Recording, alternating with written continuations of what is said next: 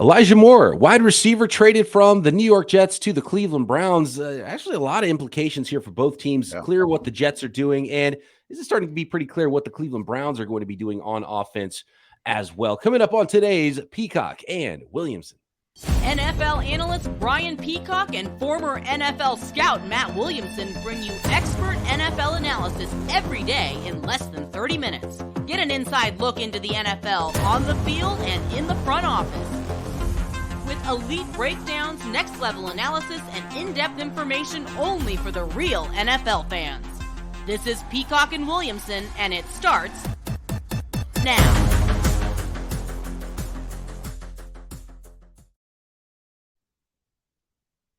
Welcome to the Peacock and Williamson NFL Show. Brian Peacock alongside Matt Williamson at BD Peacock at Williamson NFL. Thanks to everybody for making us your first listen on the Locked On Podcast Network, your team every day. Today's episode of P&W is brought to you by FanDuel Sportsbook, official sportsbook of the NFL. Make every moment more. Visit FanDuel.com/LockedOn today to get started. All right, that's fun. Got a little trade, and a trade that's kind of been a long time coming. Former Jets wide receiver Elijah Moore has been asking for a trade for a while, finally gets his wish.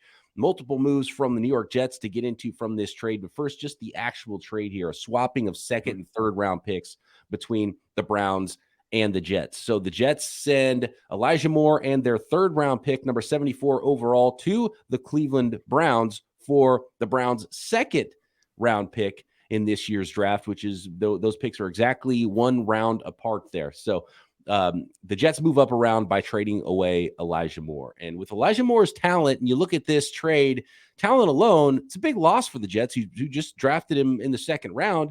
And he's shown plenty of tape in college and in the NFL that he's got talent, but clearly not a fit, I guess, for the New York Jets in the Jets or Elijah Moore's own opinion. Yeah, and first off, Ryan McDowell and I did a whole show last night on Locked On Dynasty about the ramifications. If you're interested in the fantasy world, go check that out. But that correlates even if you're not fantasy, oriented.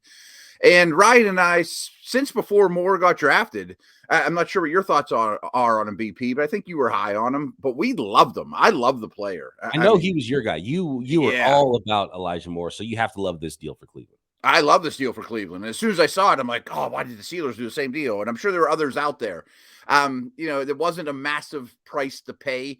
You actually laid it out better. What exactly did it cost the Browns? So it cost the Browns pick 42 in the second round, and they got a third rounder back as well. So it was a full round that they lost. And if you look at the old Jimmy Johnson trade chart with just an algorithm from 3,000 points to 0 points from the first draft to the first pick in the draft to the last, the value they gave up was about 240 points on the chart, which is essentially a third rounder in the round about pick 70 in the NFL draft. So essentially they gave up the value of pick 70 in the draft for Elijah Moore. So you ask, well, why the pick swap? Well, because the Cleveland Browns don't have a third round pick this year because it is owned by the Houston Texans as part of the DeSean Watson trade. So since they didn't have a third round pick, they had to do this pick swap to essentially give the Jets that high third round value, which ended up being, a pick swap from 74 for 42 to go along with Elijah Moore. So that's how the Cleveland Browns got the third round value to the Jets for this player. They had to give up a second, but they got a third back.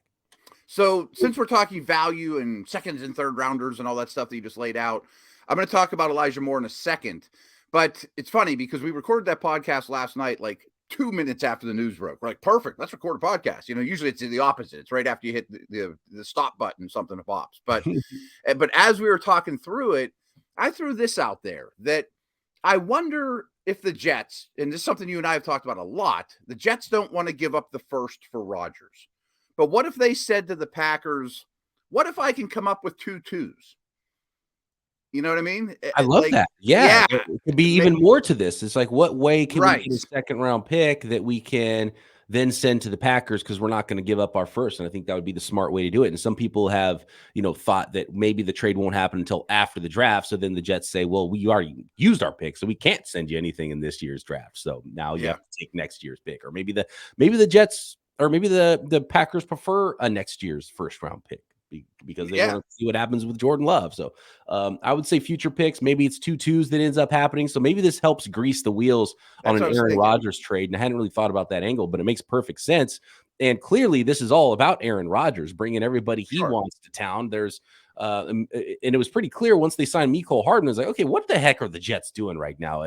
They got to be trading somebody. And Elijah Moore is the guy that wants out. And then boom, less than 24 hours later, Elijah Moore does get shipped out of town. So now the New York Jets wide receiver group looks like this.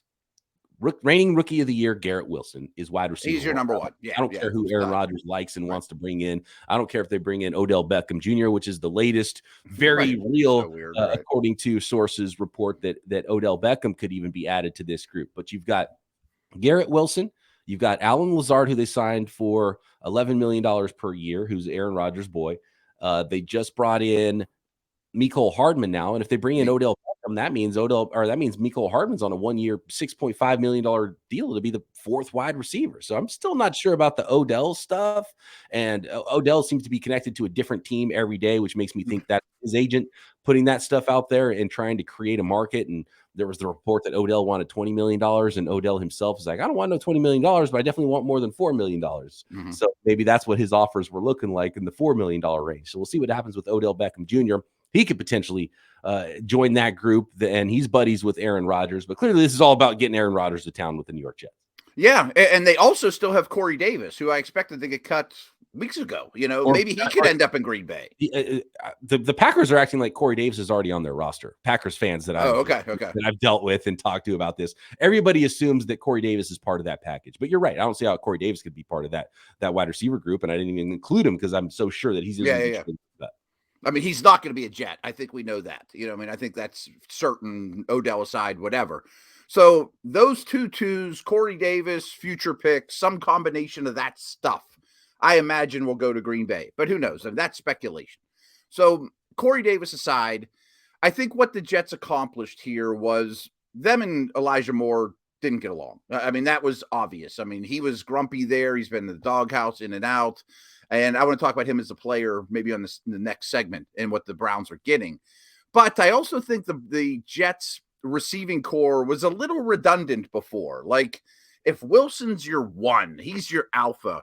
Mecole and Lazard are all very different. I mean, it's more of a basketball team now. Lazard's almost like a small tight end that'll block and work as a big slot. Mecole's the 4-2 guy that takes the top off. Wilson does everything, but he can be in the slot. He can be outside. So I think they have a wider variety of receivers, maybe a more Rodgers friendly, whatever. That's obviously part of the mix, and Lazard factors in that way. But I do think the Jets now have I don't want to say even better, but it's a very different top three receivers. And it's a really easy way to steal a draft pick too. If you know that Elijah Moore is not going to be part of your plans and you soured on that, you go sign Mecole Hardman, and you're like, look, there's a 1-for-1. We got a pick, and we got a receiver to replace him in our lineup, even if we don't do anything else. By the way, they still have Denzel Mims, former second-round pick as well, on the New York Jets roster. You know what's funny? I just took a peek at Twitter really quick, and trending on the side was Corey Davis, the name Corey Davis. So I think that everyone's talking about the same thing. Like, well, Corey Davis has to go now too, right? What's going to happen here? So really interesting with the New York Jets and what they're doing and angling for Aaron Rodgers. Are we one step closer now to Aaron Rodgers becoming officially a New York Jet? We'll find out, I think, very soon there. Yeah, and again, maybe this second-round pick just gives them, like you said, greases the wheels to make the trade a little easier. That was my first thought, was now they have different cards in their hands to talk with the Packers, and maybe it's just an easier way to get that done. Who knows? I mean, we've speculated about this trade, John, for months. How does that offense look, though? Rodgers, Breece Hall, those three receivers. Garrett Wilson, add Odell Beckham to it, Allen Lazard, and Mecole Hardman. I don't know if I'm buying the Odell stuff. I'm kind of with you, but it feels unnecessary, but it feels possible in some ways too. Yeah, it does. With Odell or without, that's a dynamic offense with Aaron Rodgers plopped in there, a Hall of Fame quarterback. Yeah, it is. And a pair of tight ends that are decent. I mean, those guys are fine. Conklin and Croft. I mean, they're fine. And I would bet if they can hold on to that first round pick, that's going to be one of the top three left tackles. There you go. New Not York bad. Jets making Not bad. moves. Cleveland Browns making moves too. And what is the Cleveland Browns side of this looking like? What is this year 2 with and full year with DeSean Watson at quarterback going to look like on offense, and now with Elijah Moore and the Cleveland Browns? And we've got an overflow mailbag question, Matt. Okay. And it kind of ties into the Jets with the miss on their number 2 overall quarterback a couple of years ago. And if that pick is maybe even cursed in the NFL draft, drafting a quarterback number 2 overall. We'll get to that next. Today's episode of Peacock and Williamson is brought to you by FanDuel, America's #1 sports book. And it's turning time, and that means it's the perfect time to download FanDuel. And new customers get a no-sweat first bet up to $1,000. That's bonus bets back if your first bet doesn't win. Just download the FanDuel Sportsbook app. Safe, secure, super easy to use. Love the website. Love the interface on the app. So easy to build your own bets. Then bet on everything. Money lines, point scores, threes drained, props for all the tournament games, NBA season getting close to the playoffs, NHL season getting close to the playoffs. We've got Major League Baseball starting up next week. So much fun all season long, all summer long. And of course, those NFL draft props as well. Plus, FanDuel lets you combine your bets for a chance at a bigger payout with the same game parlay. So don't miss the chance to get your no sweat first bet up to $1,000 in bonus bets when you go to FanDuel.com/lockedon. That's FanDuel.com/lockedon to learn more. Make every moment more with FanDuel, an official sports betting partner of the NBA. All right, Matt, Cleveland Browns, what are they up to here? And is this a huge win for the Cleveland Browns on offense? I'm having trouble just because I feel like we didn't quite see last year what the vision was with the DeSean Watson-led Browns. And maybe we'll start to see that in 2023, and maybe we'll start to see a much different Browns team. Yeah, real quick, I kind of want to get my profile on Moore. I adored him coming out of school, loved his rookie year. I suffered through him in fantasy last year, despite no production. Kept thinking he was going to burst out. I own him in every dynasty league, and I often reference Matt Harmon and his reception perception. He's been on the show. If you're going to talk receivers, you're crazy not to reference it. Check that out. But coincidentally, probably not coincidentally, but he put out a new Elijah Moore profile 2 days before he got traded. So I just went to the site to look up, what he had on him. And he had it totally updated, which was great. Maybe he saw this on the wall or writing on the wall or whatever. Maybe it was just his turn to get profiled. But he even showed last year, despite not putting up the fantasy numbers and the production people wanted, that he was still exceptional versus man and zone. He was getting open and not getting the football.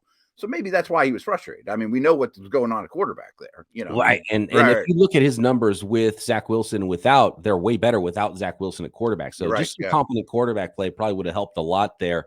But when you're a squeaky wheel and you're a young player on a team and you're not even the starting wide receiver, I just drafted Garrett Wilson. Really? Yeah. And maybe he didn't go about it the right way. Who knows? Whatever. Yeah. And who knows if we're hearing about it, if you're hearing about it in Pittsburgh and I'm hearing about it in California and they're playing in New York, it's probably a lot louder of a squeaky wheel in New York and in the building than we're hearing about it.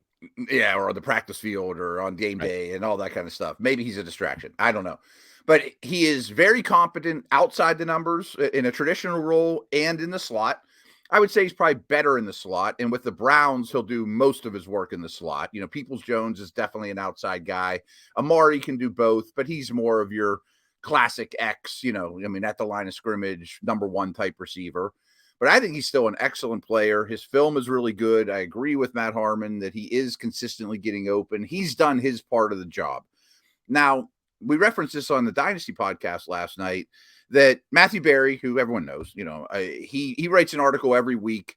I saw him at the Combine. He talks to people like crazy at the Combine. The 35 things or whatever I learned at the Combine. And one of his big nuggets was kind of as you referenced, the Browns want to play offense differently with DeSean. They want 3, maybe even 4 receivers on the field, count Njoku as a receiver. And they want DeSean in the shotgun throwing it all over the place. They let Kareem Hunt go. Johnson just signed somewhere else. Maybe they won't resign Chubb when the time is right. And they're going to be a lot less Chubb and running back reliant than they have been. And what they've done's worked, but they've had Brissett and Baker and guys like that at quarterback, not guys that are $70 million cap hits, So they're going to cater themselves to DeSean more than we saw last year, at least according to Barry, and that makes a ton of sense. And unless there's any new filings and any trials or whatever is going on with DeSean Watson off the field the last couple of years, the quietest, most normal full season for DeSean Watson, you have to expect a jump in his play with the Browns this year. And just looking at what else the Browns did here, we haven't talked a lot about the Browns in free agency, kind of quiet, but I really like their moves that they put together here. They did sign Dalvin Tomlinson in the middle of that defensive line, 4-year, $57 million contract. They added Juan Thornhill from Kansas City to start at free safety for them, 3 years, $21 million. And Obo Okunrokwo, a edge rusher, kind of stand-up speed type of rusher, a player I really like and has kind of been underrated and has had a slow start to his NFL career, 3-year, $19 million deal there to bring in a little bit more pass rush. And then some more moves on their front seven, and now they've added Elijah Moore, who, talent-wise should really help this offense. So, quiet but really good offseason, I think, so far for Cleveland. I think so as well. I thought that was a nice work by them. I thought Tomlinson was a bit of an overpay, but their defensive tackles last year were horrendous. And really the middle of their defense needed a lot of work. And I think this Moore trade helps them a lot. I think up the middle, they're a lot better. Okoronkwo was one of my favorite, quote, sleeper free agents. I mean, and I think a guy like that doesn't get a lot of opportunity to rush the passer with a lead when you're the Texans. I mean, how often is the opponent in 3rd and 8, or do you have a 14-point lead and the crowd's going crazy?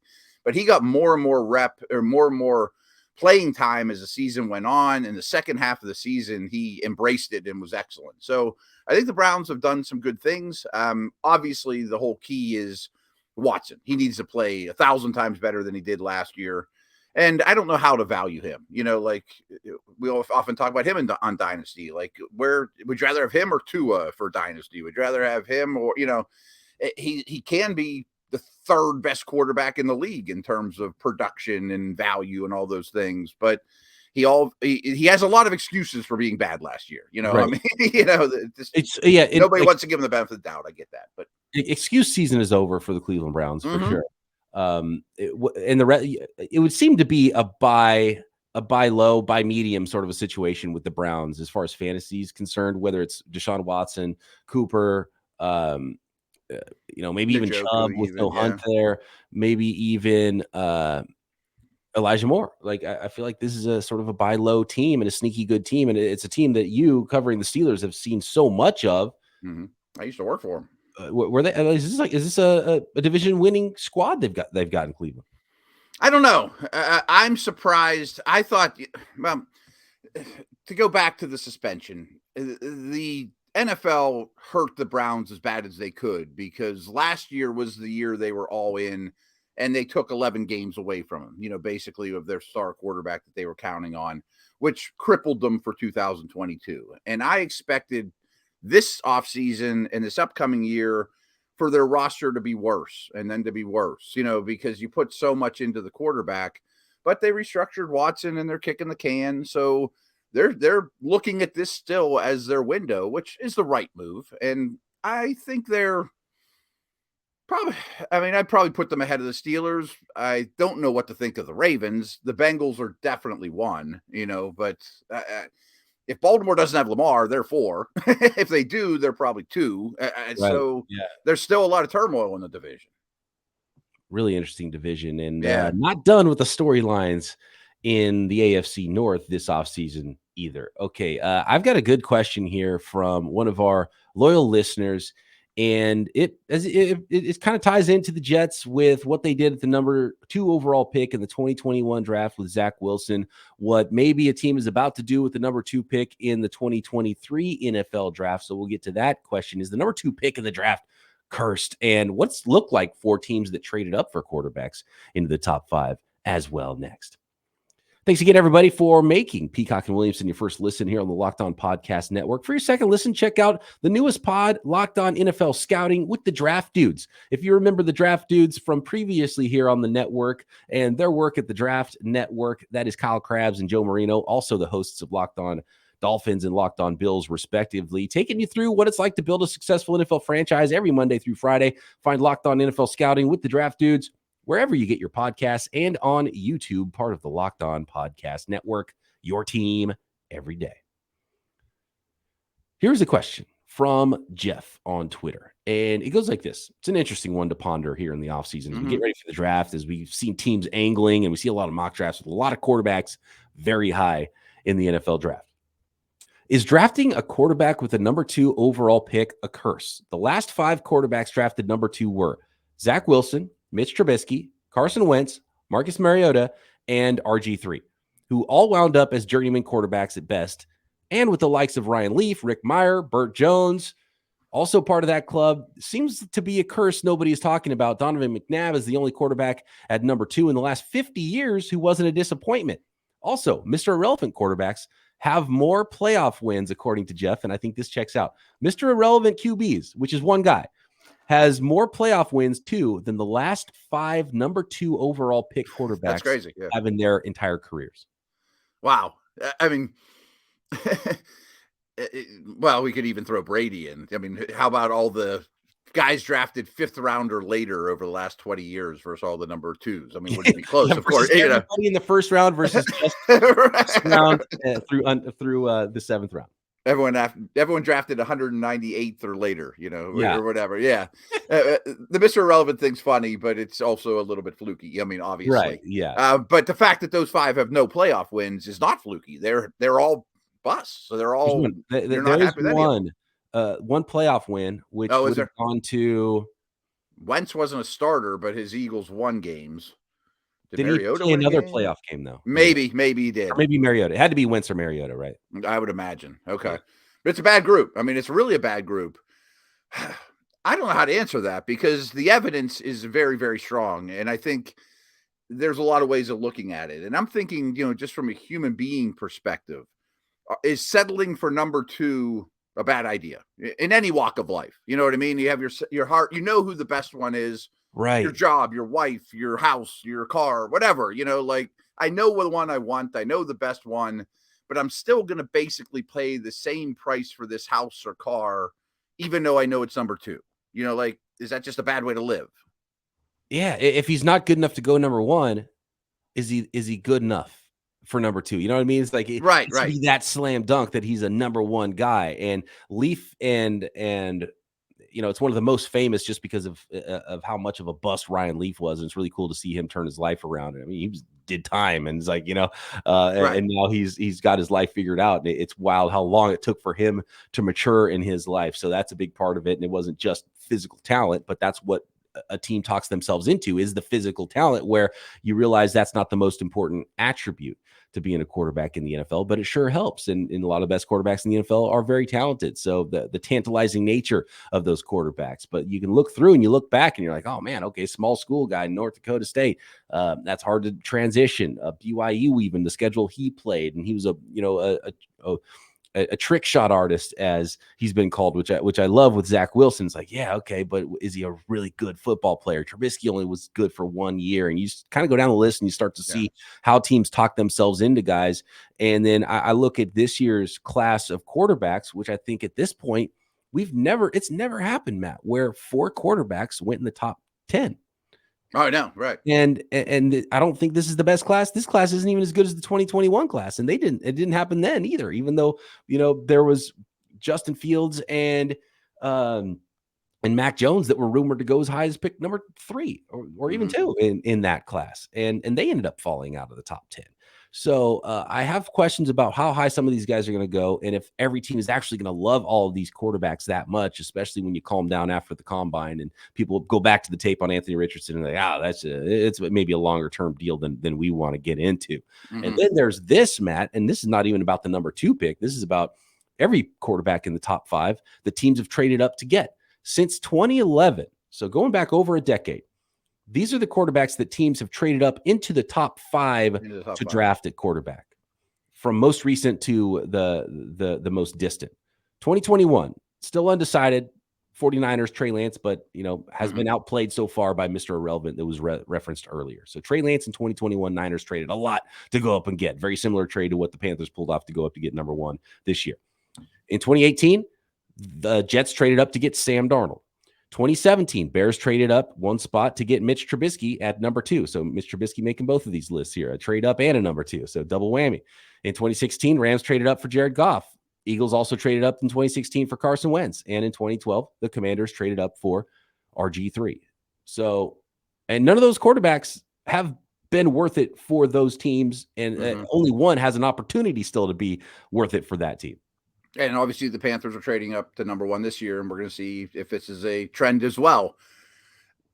Again, is it settling for number 2? Is it falling in love more than you should?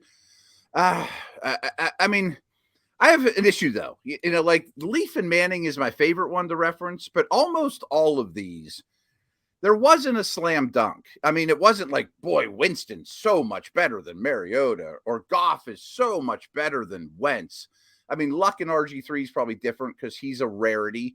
It brings me down a different path, too. I mean, there are some number 1 overall picks. Lawrence is the most, memorable lately, but Elway, Luck, that everyone would have drafted at number 1. But other than those guys, there's still a lot of busts at number 1, too. I mean, there's a fair share of Jamarcus Russells, too. So it's not just a number 2 thing. I mean, it's making this guy the first or second pick in the draft if he's not a no-brainer. You know what I mean? Like a lot of those guys bust too. It's not about the 2 slot. It's about talking yourself into a quarterback because you have that need and it's so important. And they're not the guy. But it's also, I think, with the trade stuff, it's telling because the Colts weren't trading out from Luck. They had Manning.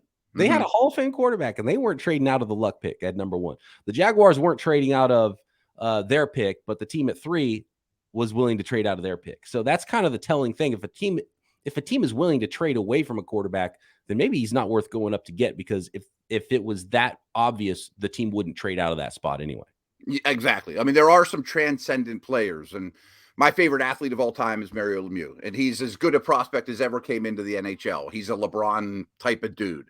And there's been lots of, not even rumors, because since he's retired, people have come out and verified it. But like the New York Rangers offered the Penguins, you could have any 5 guys on our roster and all our draft picks for the next 3 years for the first pick overall. No, like the Ricky Williams type trades, sorry, like the Cleveland Cavaliers have the first pick the year LeBron's coming out. You can't give me enough. It's kind of like the Luck situation.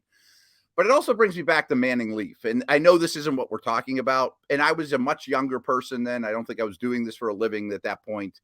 But all I cared about was the draft in NFL.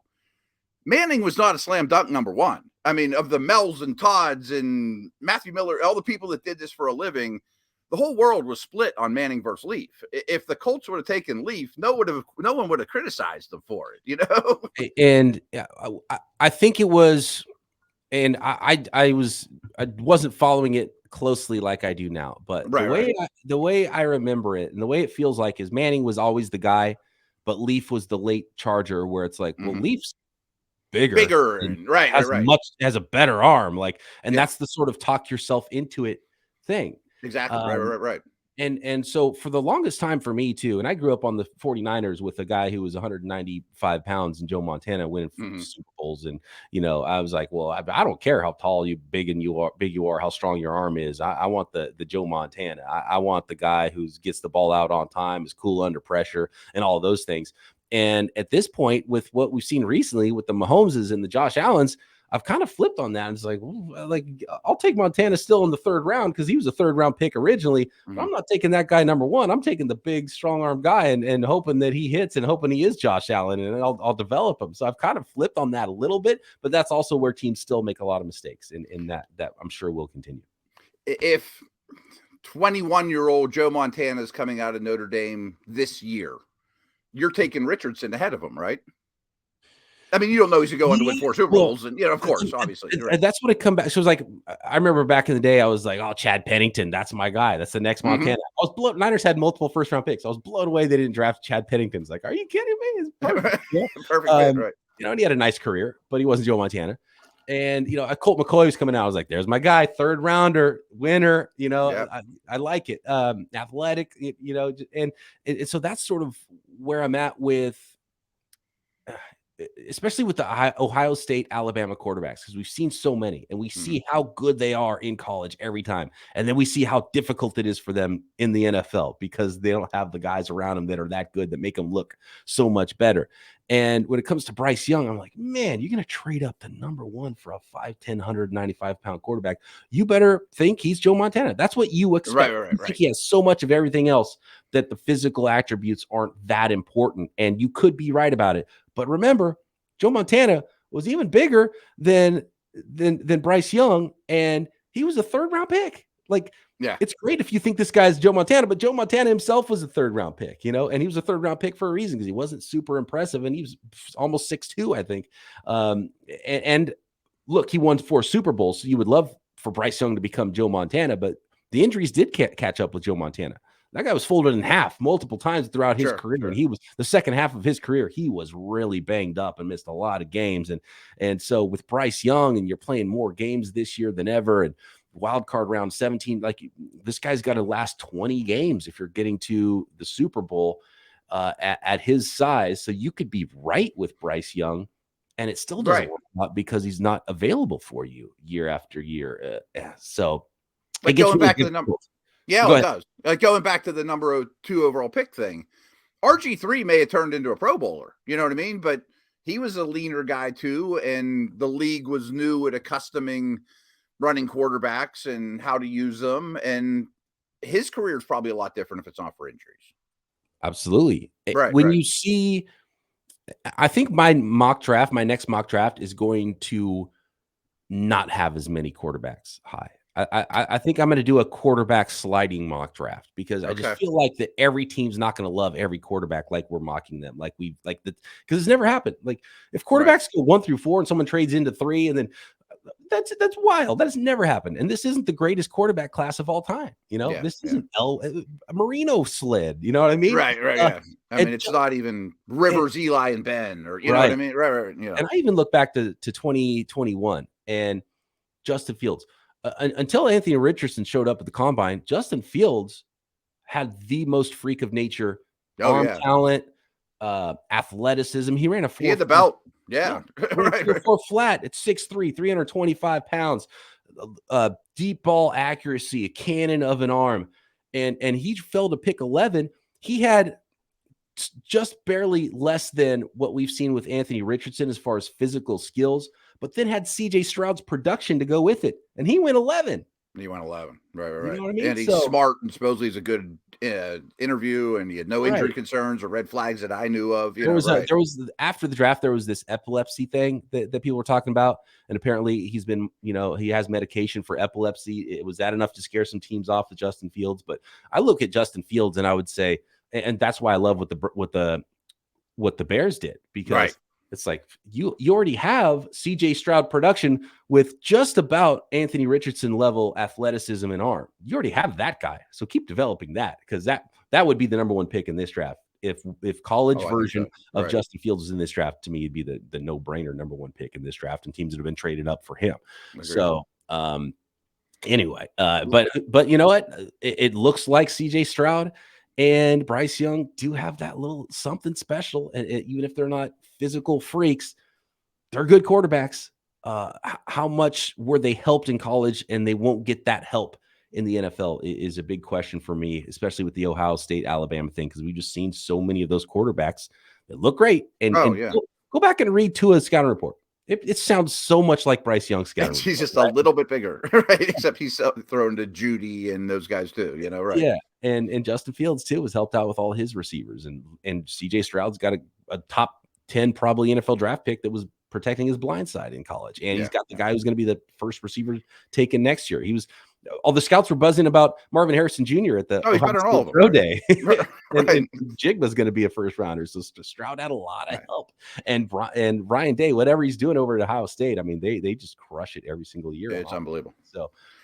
Last thing I got, though, too, is I'm starting to worry about Levis. You talked about doing your next mock and a guy dropping. Mm-hmm. I think he might drop. I don't know that he's going to be a top 6 pick, a top 8 pick, especially with the Bears now at 9 instead of the Panthers at 9, where the Panthers could have been a landing spot at 9. Chicago's not going to take him. Philly's not going to take him. Maybe he ends up falling to Tampa. Right. Or like, so the Titans at 11. Yeah. Justin Fields fell to 11. There's going to be one of those top 4 quarterbacks going to be there at 11. That's where I'm at right now. I think that's decision time.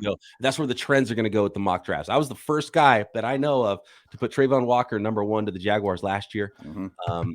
I'm going to be the first guy that has a mock draft this year that has quarterbacks falling again at post combine, I think, because I mean, it's going crazy with quarterbacks going 1, 2, 3, 4. I mean, it's not going to happen. It can't happen. Right. Lastly, I wish I thought of this, but I saw Daniel Jeremiah's mock that came out yesterday. Hendon Hooker to the Vikings late in the first round, in the 20s. I wish I thought of that and was the first one to put that on pen and paper because I think that's a phenomenal fit. Here's something we haven't seen yet in the mock draft that we will see is Hendon Hooker going ahead of Levis. I can see that too. Or we're going to start hearing about people who are like, oh man, Anthony Richardson, yeah, great season, great athlete, but we're not going to spend a number 4 pick on a one-year guy who doesn't have good tape except for the 1 game, 2 games. You can't draft a guy that high with that little of a resume. So we might start to hear that as well. But as you always say, it's lying season. Don't believe anything. But I think Hooker could end up in the first round, and I wish I had put him there. You can't believe anything until draft morning, and then all of a sudden a bunch of truths come out. Oh, this. So there we go. Good stuff. Thanks, everybody, for making us your first listen. Check out your team-specific podcast because it is covered right here on the Locked On Podcast Network, no matter the sport. Locked On NFL Draft, Locked On Scouting with the Draft Dudes, all off-season long. Matt and I got you covered. Make sure you're subscribed up to our brand new Peacock and Williamson YouTube channel. Matt and I back tomorrow. Draft rankings right here, Peacock and Williamson.